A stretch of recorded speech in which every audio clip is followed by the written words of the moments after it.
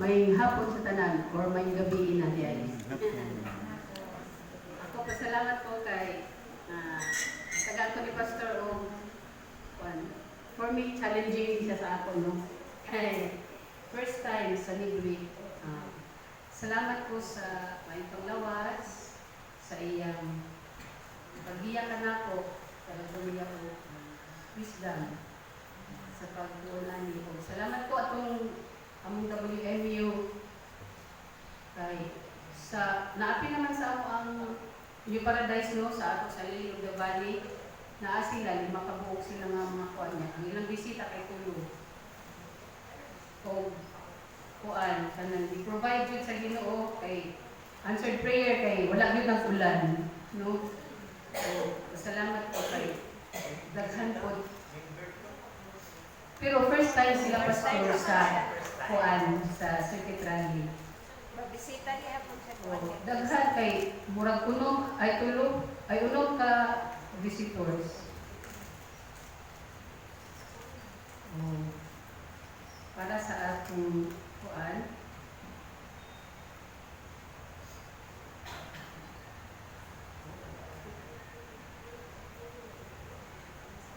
manindog ta para sa atong kuan sa 2 Corinthians 2:8 and 9. Basahon na po sa Bisaya.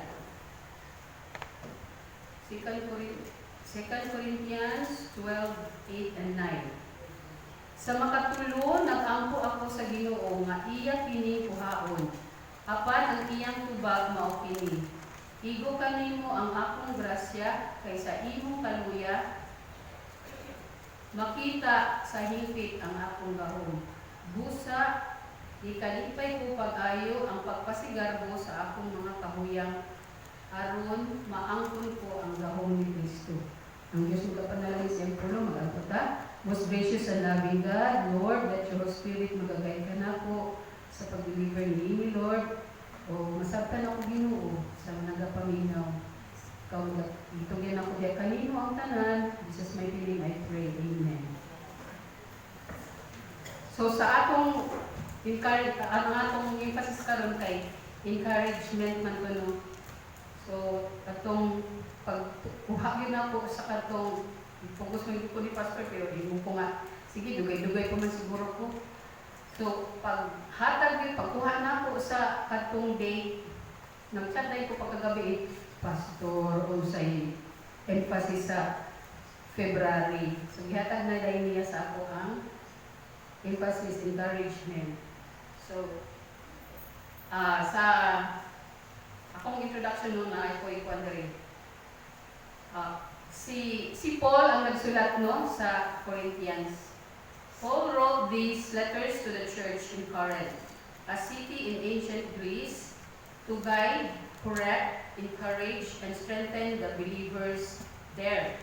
So, ang 1 Corinthians, Paul addresses in the church like division, na ay mga problema, immorality, and question about worshiping God. Yeah. Naapod diha ang mga Christian living, ilang istoryahan ni Paul. Dinha sa 1 Corinthians 1:1. Ang 2 Corinthians, Paul defend his ministry and encourage them to after repentance. Naana dito ang words of encouragement nga gisulat ni Paul. Makita sa 2 Corinthians 1:1. Okay. Both these letters shows Paul's heart as a pastor, firm in truth, yet full of love and grace. So, ang akong title is God's Grace is Enough. So, may 5 ka puntos, grabe yun kadaghan 5. Okay. Number 1, God's grace is always sufficient. So, ang iya daw grasya gihatag gyud sa ato sufficient, dili gyud kulang, sakto ra gyud. O niingon siya diri nga wala nagsalang Dios ug kinabuhi nga walay problema, di ba? Sakto. Kita tanan wala kita nag-agi ug walay problema gyud halos. Then nagsaad siya sa grasya na igo ra gyud gihatag yun sa ato ang iyang grasya nga gihatag niya sa ato. Kini si Paul nangayo ko siya o nangayo siya sa Ginoo. Kuhaon niya ang mga tunok. Ang tunok means thirds of the flesh. Katong giingon nga na siya mga problema like nagmasakiton, mga emotional struggle, kanang mga difficulties in life, mo na siya ang giingon ni Paul dito niya. Niingon si ang Ginoo sa iya nga dili na nako tangtangon, but niingon siya nga mas gihatagan siya sa Dios ug mas labaw pa kay ang grasya, ang iya yung grasya nga gihatag sa ato. Especially sa ato karon no. Niya nagpakita sa ato kan bisan dili ta mausab sa atong kahintangan, dili gyud ta mahurot ang tabang sa Dios. Dili gyud mahurot kay siya gyud ang atong dalampanan. Ang iyang grasya igo sa tanang panahon o kusog sa atong kahuyang. Ano ko illustration no? Isa ka estudyante daw nag-struggle sa iyang pag-study niya. Despite sa iyang nag-hard na siya og kanang study, pero na-fail gihapon siya. So instead nga muhunong siya, nagpadayon siya og ampo, no? Ug gibuhat niya ang pinaka the best sa iyang pag-eskwela. So tagaan siya sa Ginoo, continue nga wisdom, strength nga magpadayon. Okay. There remains but wisdom to continue. The problem remains, ang problema nagpadayon, but ang grasya is bearable. Kana ang iyang problema naara pero bearable kay dili siya mahadlok kay naaman siya Ginoo sa iyang kinabuhi. Kay nagsalig siya di commit niya ang iya pag-study.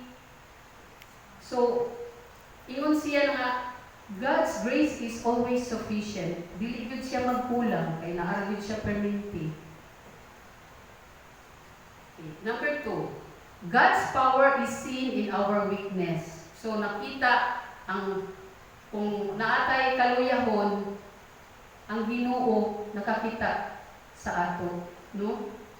Bisan ba sa maulaw man tanong usahay ako maulaw gyud ko no. So, nakita gyud sa Ginoo ang gahom nga sa dihang ang puno nimo nga kaya nimo tugutan nimo ang Ginoo nga mo'y mag-rule sa imong kinabuhi, ipakita niya ang iyang kusog. Ipakita niya ang iyang kusog o para mapiladayonon ta sa iyang pagpangalagad sa Ginoo. O para ano kanang illustration ako sa isa ka inahan. Kita na mga mama daghan gyud ta problema, gikapoy, stress na kaayo, especially kanang mga bayronon, no?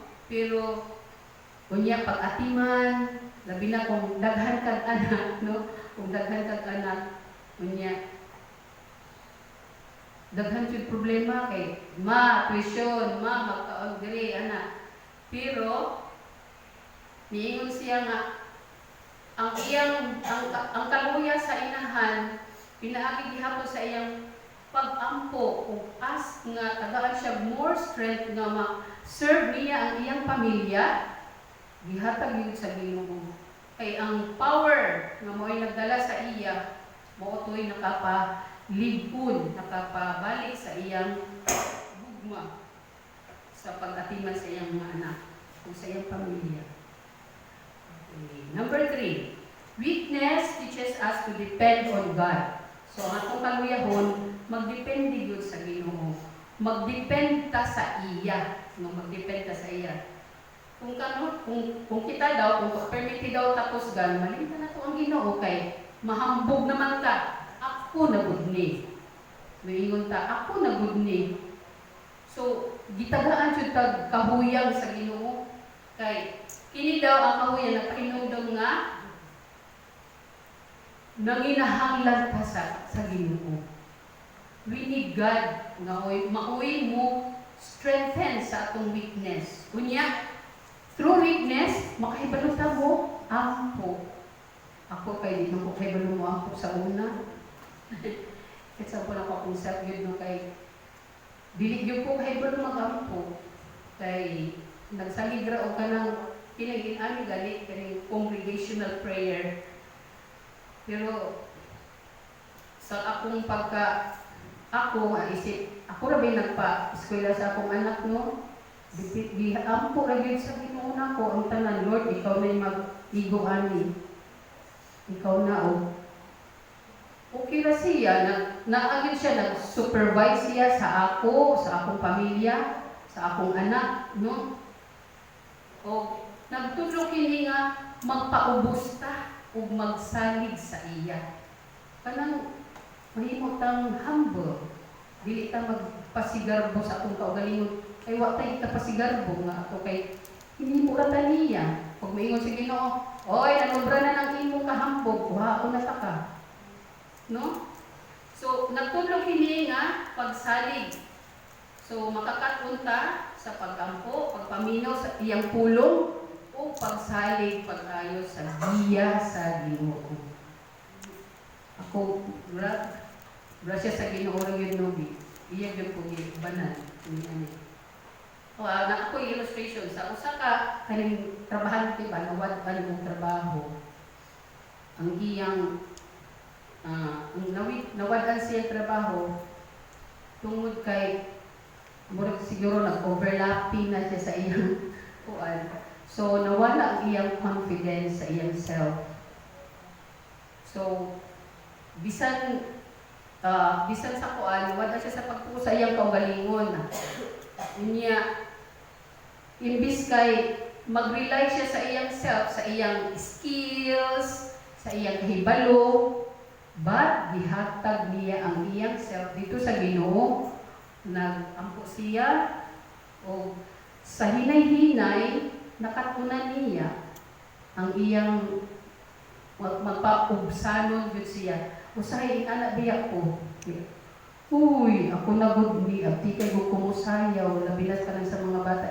Ako klaruhay no, ay usahay magpahambog na focus ako siya. Wala sila kay balo nga nanghambog na ko.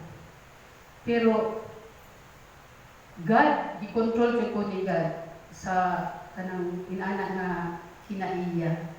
Kay ay, akong anak, bright good. So, as man siya liwat sa ako. No? So, gi-control yun ko anak ni God. Kay, yung pananubra na ang imong confidence. So, ipababa ta ka. Ingon ang Ginoo. So, kana ang naapot ko yung self-struggle nga tungod kay nanghambog naman ko. So, wala na nag-work ang Holy Spirit sa imo. So, kung ibaba nimo ang imong kaugalingon diha sa Ginoo, then God will continue to bless you. Okay. Sa number 4, God uses our weakness to encourage others. So, gihatag ang atong kahaluyahon nga madani ang atong mga kauban to encourage others. O, kung matinud-anon ta sa atong mga suliran or kahimta sa atong kinabuhi, dili magpakaaron ingnon, dili ta magpakaaron ingnon, the same ra nino sa number 3. Mahimo kini inspirasyon sa uban. Mapamatud-an sa uban nga buhi ug tinuod ang Dios sa atong kinabuhi.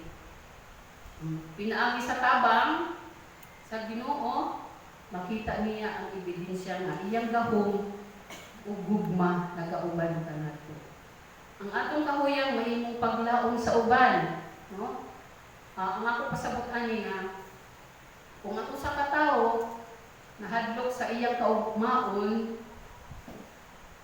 nagpaambit nga ang iyang pagampo ug pagsalig sa Ginoo nahupay sa iyang kahadlok. So, natin kahadlok. Ang uban nga parehas og gibati nagasig kay nakita ang maayo ug mutabang gayud ang Dios. So, kung wala tay lain nga padulungan, wala tay ka atuan, i-encourage yun nato bisan sa atong kaluyahon. Ang example na ko ani kay kanang bisan kanang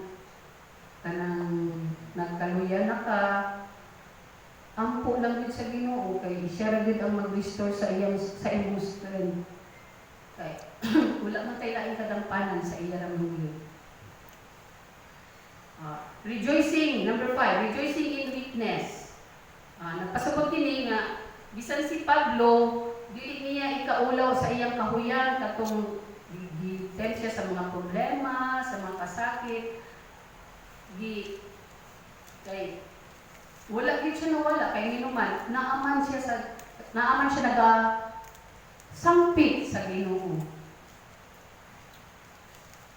Unya ang gahom sa Ginoo makita o mulihok diha sa atong kinabuhi.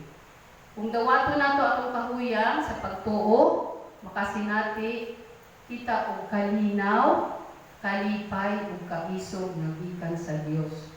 So ato na siya makonquer ang atong mga problema kay wala man tay laing kadampanan sa iya raman Dios.